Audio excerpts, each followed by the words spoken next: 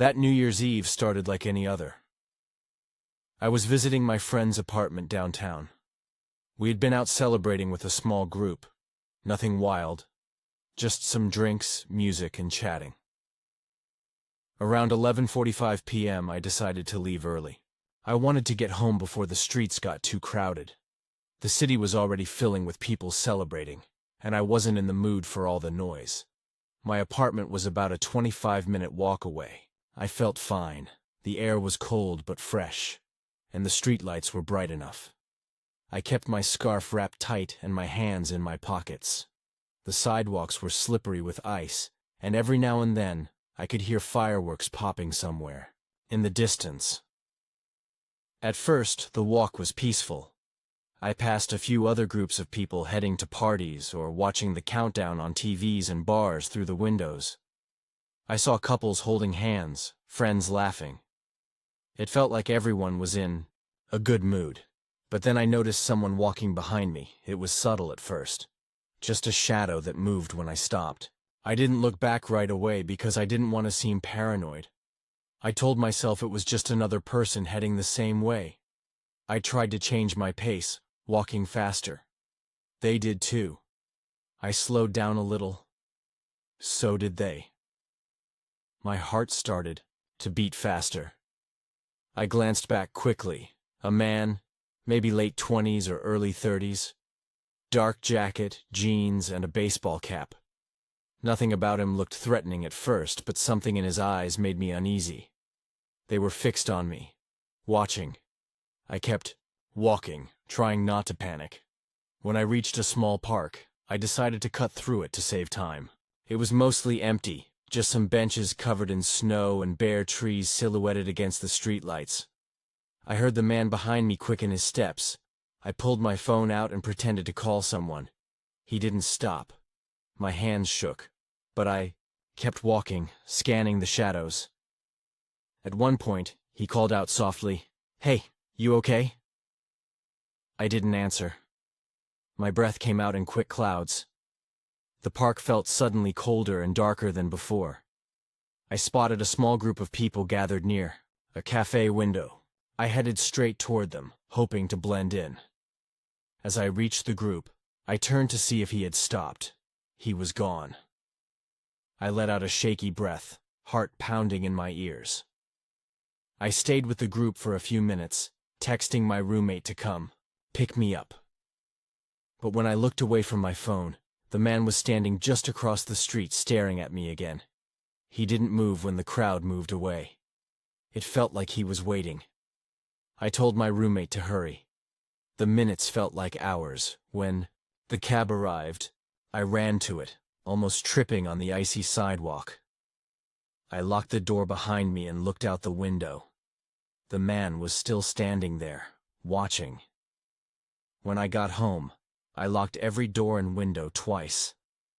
I tried to tell myself it was just a coincidence. Maybe he was homeless or lost. But the feeling didn't go away. The next day I told my friend what happened. She said something that chilled me. There was a string of robberies in that area, she said. Guys following people home, waiting for the right moment. I never forgot that night. And every time I leave my apartment late at night now, I check behind me at least 3 times. The worst part? I never saw his face clearly. Just the dark eyes watching from under that cap.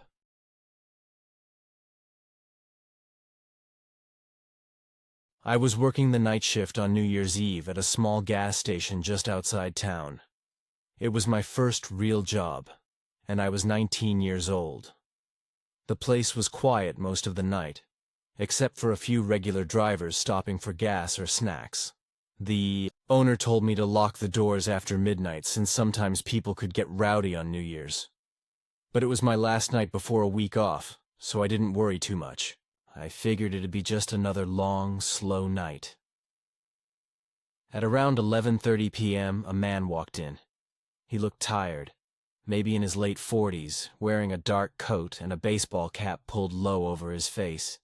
His clothes were dirty, and he smelled like smoke.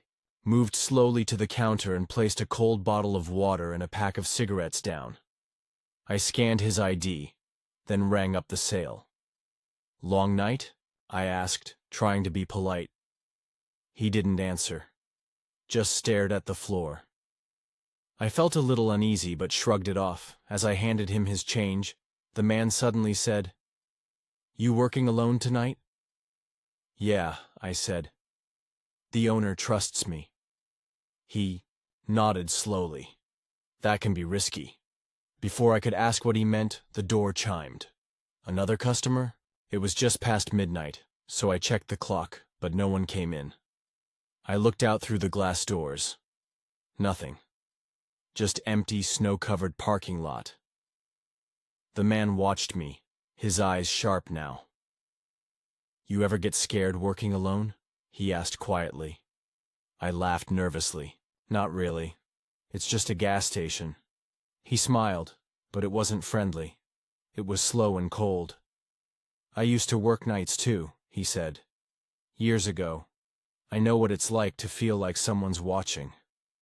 I felt a shiver. The lights buzzed overhead, and the old floor tiles creaked under my feet. He pulled a folded piece of paper from his coat pocket and slid it across the counter. "Call this number if you ever feel alone," he said. I looked at it. Just a phone number, no name. Before I could ask why, he turned and walked out. I stood there, confused. Who was he? Why give me this? I looked at the clock. 12:05 a.m. I decided to call the number. The phone rang twice, then a woman's voice answered. "Hello?" she said, sounding tired. I explained who I was and why I called. She sighed. "You have to be careful. Some people work nights and disappear." Her voice was low, serious. I asked her what she meant. "There's been reports of workers vanishing, from places like yours. Gas stations, motels, diners. No one knows where they go. It's like they just vanish." My heart pounded. "Have you seen anything like that?" I asked. She hesitated. "I don't want to scare you, but yes. Last year, a guy I knew stopped answering calls during his night shift. The police found his car outside, but he was gone." I looked around the store, suddenly feeling very small. "Are you watching me?" I asked quietly. There was a pause. "I'm always watching," she said. "That's why I answer these calls. People like you. They're targets." I thanked her and hung up. But the feeling didn't leave me. For the next hour, I checked every corner of the store, locked every door, and watched the empty parking lot through the frost-covered glass.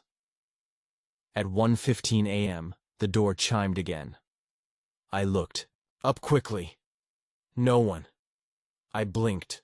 The door hadn't opened. I started to breathe faster, then I heard footsteps behind me. Slow. Soft. I turned. Nobody. Just the sound of my own breath, the hum of the fluorescent lights. The man's words came back to me. "You have to be careful." I wanted to call someone. Anyone. But my phone was dead, left in my locker. At 2 a.m., I saw a shadow move across the parking lot. No car headlights, no people, just a shape that looked like it was watching the store. I locked the front doors and turned off the lights. I sat behind the counter, barely breathing. At 3 a.m., I heard scratching at the back door. I didn't move. It stopped after a few seconds. I stayed there until my shift ended at 5 a.m. When the morning clerk arrived, I told her everything. She looked pale. "People don't just disappear here," she said. "But sometimes, someone watches. And waits." I quit that day. I never called that number again. And every New Year's Eve since, I get a call from an unknown number at exactly 11:30 p.m. No one speaks. Just silence.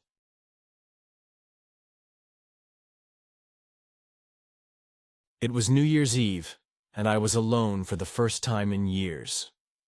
My girlfriend and I had just broken up a few weeks before, and all our mutual friends had made plans without me. I didn't blame them. I said I was fine, that I needed a quiet night in anyway. But the truth was, I just didn't want to see everyone happy. I lived in a small one-bedroom apartment in a not-so-great part of town. The kind of building where you hear your neighbor's TV through the walls and the pipes clank at random times for no reason. It was snowing outside, and I had a bottle of cheap champagne and some leftover pizza. I was planning to watch the countdown on TV and fall asleep halfway through. At around 9:30, there was a knock at the door, not the doorbell. An actual knock, firm, slow, 3 times. I froze. I wasn't expecting anyone, didn't order anything. Thought maybe it was a neighbor with a noise complaint, but I hadn't been loud. I got up and looked through the peephole. A man stood there, mid-30s maybe, pale face, short dark hair, no jacket, just a gray hoodie and jeans. His face was hard to see clearly because he was standing just off to the side, like he knew where the peephole was and didn't want to be fully visible. I didn't say anything, just watched. He knocked again. Same pattern. 3 slow knocks. Then, he said calmly, "Hey, sorry. My car broke down. Can I use your phone?" I backed away from the door. Who doesn't have a phone in 2025? I didn't answer. Just waited. My heart was thudding now. I knew I should probably say something, maybe tell him to leave, maybe even call the police. But part of me didn't want him to know I was home at all. After about 30 seconds, he knocked again. "Just for a second, man. Please, it's freezing out here." His voice was clear, too calm, like he wasn't actually cold. I could still barely see him, but enough to tell he wasn't shivering. No steam from his breath either. I backed up into the kitchen and turned the lights off. Every instinct told me not to open that door. Something about the way he spoke. It wasn't desperate. It was measured. Then I heard it. The handle jiggled. Not loud, just a quick test. Like he was checking if I'd forgotten to lock it. I hadn't. He stood there for maybe another minute, then left. Or at least I thought he did. I didn't hear footsteps going down the hallway. I waited. Turned the TV off. Sat in the dark, holding my phone like a weapon. I didn't want to call 911 unless he actually tried something. What would I even say? "There's a guy outside my door asking to use a phone." I sat like that for hours. Midnight came and went. I didn't even realize it until I heard distant fireworks. I finally crept to the peephole again. Empty hallway. I barely slept that night. The next morning I went out to check, half convinced I'd imagined the whole thing. But on the wall, next to my door, someone had scratched something into the paint with a key or knife. It read, "I saw you. I moved out by the end of the month. Never told anyone. Never saw his face again. But every New Year's Eve since, at exactly 9:30 p.m., I make sure all the lights are off. I don't answer the door. And I never ever look through the peephole."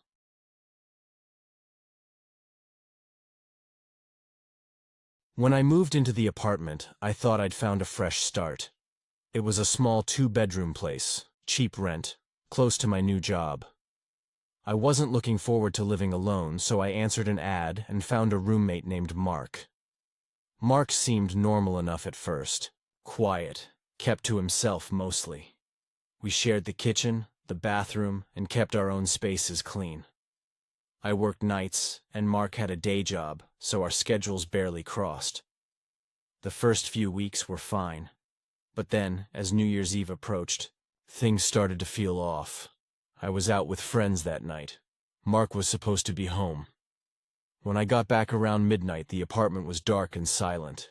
I dropped my keys on the table and went to my room. But later, I heard noises. Soft, like whispering. Not from my room, but the living room. I froze and listened. The whispering stopped. I waited a few minutes and got up to check. Mark's door was closed. I knocked lightly. No answer. I figured maybe he was asleep. The next day, I noticed Mark was acting strange. He was jumpy, avoiding eye contact.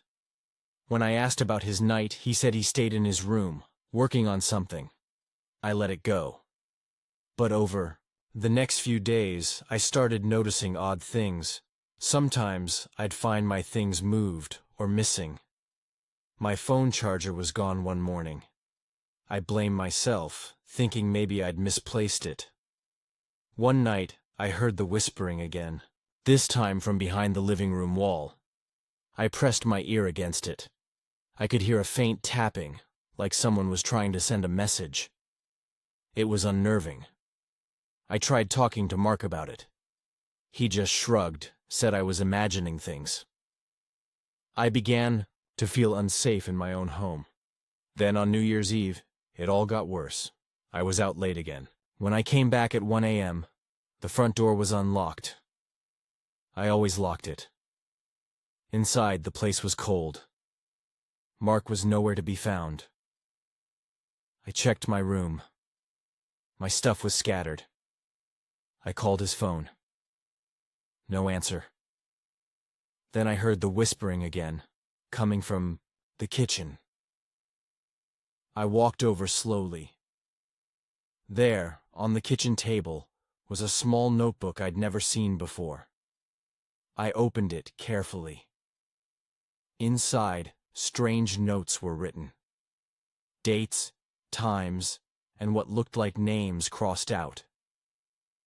At the bottom of one page was written in messy handwriting, waiting, watching, almost time. I felt sick.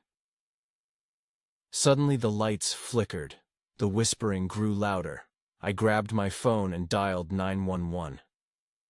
When the police arrived, they found Mark hiding in the basement. He didn't say much.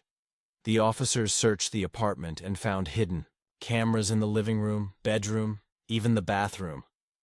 He had been watching me the whole time. My every move recorded.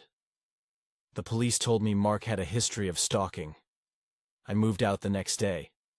But the notebook still haunts me, and every New Year's Eve, I wonder if he's out there, waiting, watching, almost time.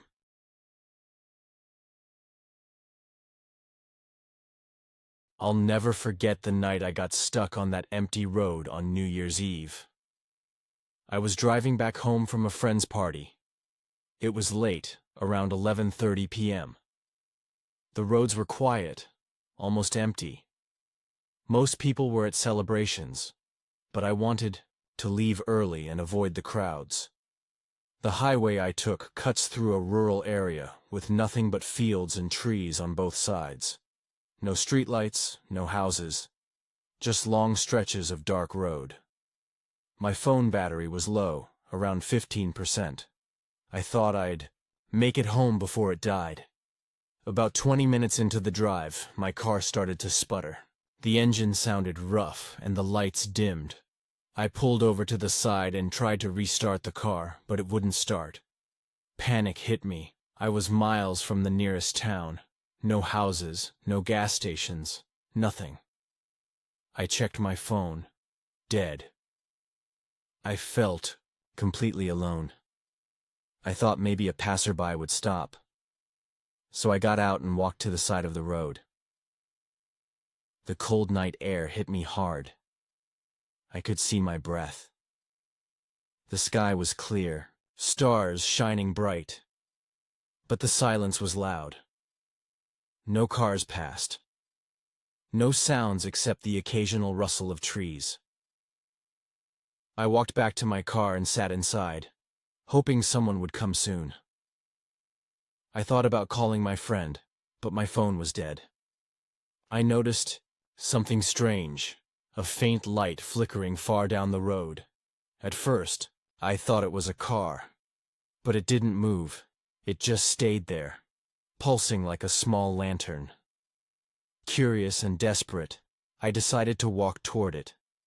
As I got closer, I saw it was a small gas station, closed, with a flickering neon sign. I breathed a sigh of relief. Maybe someone was inside. I walked up to the door and pressed my face to the window. Inside was dark, but I saw a man sitting at the counter. He didn't move. Just sat there, staring straight ahead. I knocked softly. No answer. I knocked. Again, louder, still nothing. I tried the door. Locked. I shouted through the glass, "Hello? Can you help me?" No response. The man's head slowly turned toward me. His eyes were empty. No emotion, no recognition. That terrified me. I stepped back. Suddenly, I heard footsteps behind me. I spun around. No one. But the footsteps came closer. Looked down the road. No cars, no people. Just the dark, empty road stretching on. I ran back to my car. My heart was pounding. I locked the doors and sat down. The flickering light from the gas station still blinked in the distance. Minutes passed. Then, my car lights flickered again. I tried to start the engine. Nothing. I started the car again. This time it worked. I sped away without looking back. When I got home, I called the police. I told them about the broken-down car and the strange man at the gas station. They said the gas station had been closed for years. No one had lived there for a long time. They sent someone to check, but no one was there. No man. No lights. Just an old, empty building. That night still haunts me. Sometimes when I'm driving late and the road is empty, I think I see that flickering light far ahead. And I wonder what would have happened if I'd stayed.